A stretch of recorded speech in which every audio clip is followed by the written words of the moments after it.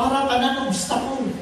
That is the very key. Pinakasusi para kanang babag sa atong pagpangalagad atong mabuntog. Amen.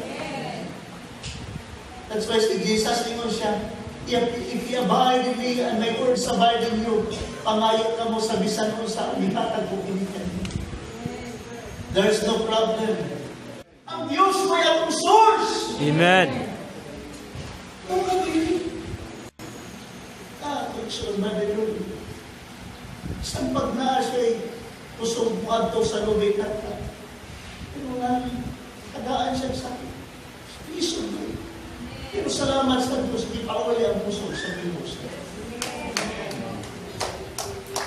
Unang, may naanak ay mayong kahimtan, pag-iya-iya na lang ka. Ayaw. Sure. Di man ikini kanunay, piling na supisinte kung may Diyos sa kinabuhi. Amen. Na akay pamilya. Ayaw pagkunahon na nga, anak ko'y trabaho, buhi na akong pamilya. Ayaw. Di pagyapon ka mabuhay, bisag namin trabaho, kung walay Diyos, magmula sa akong kinabuhi. True. Ayaw. Isang pagmain na lang ibang trabaho. Ayaw. Pero sahay kita mo, gives pista, ay ato muna-una, para ato i-place atong kaugalingon. Kabalo mo kung anong dagay gilaayan mga lagad, kaya sila nakasinter sa ilang kaugalingon. But os bagali, imo ang sentro ang Dios sa iyong kinabuhi o sentruha ang pagpangalagad to serve one another. Kung saan tinuod yung pagpangalagad, servant rule. Amen. Now listen, kinsa ba tayo gibatig kalaay? So tiin ko ninyo, i-focus ninyo inyong una-una sa kalibutan, sa inyong kaugalingon, daayan mo. Pero testingin ninyo, pangita sa mga igsuod nga, ang kay tagaang pagtagad, duhulin ninyo po sa lang kabaton na tubig. Istoryahan siya sa pulong sa Ginoo. Tanawa o sa ibatigon sa imong igsuod, o ikaw sa makasinati. Ingon sa Ginoo, bisag bisan na maghahatag na madadayaon sila sa pagabisbisan sa Ginoo. Amen. So kanang mga magtotoo nga kuripot, amol. Pasensya to say, kung kamo nakataliwan na sa inyong kaugalingon, laayan mo. True. Pero testingin ninyo, pag do something to your brothers and sisters, malintay kayo. Amen. Brad, dahil lang sa umis nga. Brad, dahil tubig. Usahan ka, bato. Testingin ka ha, tagay na yung sister ng tubig. Kung sa'y batin mo, Lipay. nalipay. Kinanglan ba dagang kwarta para makakalipay sa iso? No.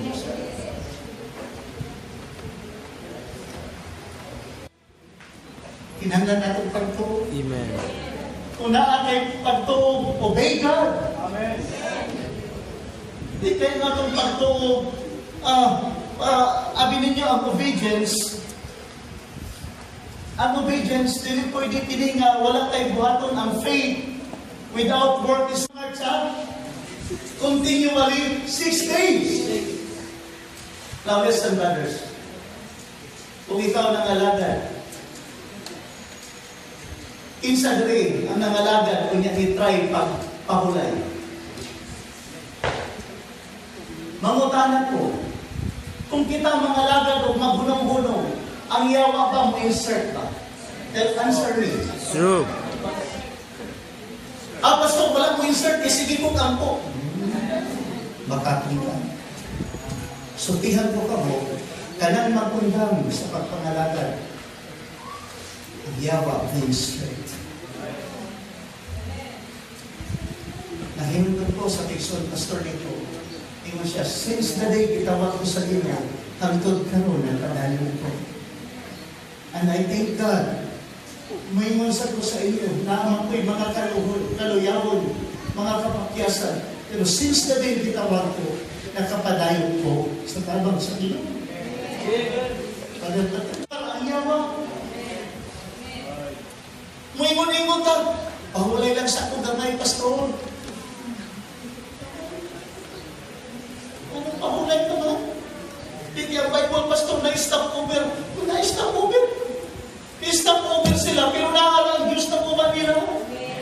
Ang atong stop over, makampo. Mamalandong mo na atong stop over. Di kayo stop over ka, nangasa ka ba kung kaya kumpiyansa ka, tagay-tagay na ka. Tanaw-tanaw nag-board sa imong cellphone. Sakpan ka rin yapon. Hello? True. Nako'y nabati gali. Dili na stop over. You're making the devil. Lagi mo ka ng yawa, pasudlunin mo sa imong kinabuhi. Hello? Pero hamay maayo, atong hugton, atong bakos. Kuralon nato ang atong mga huna-huna. We are living at the end time. Nagpuyuta, di unahing mga ano. A very crucial time. Ang atong gikinahanglan.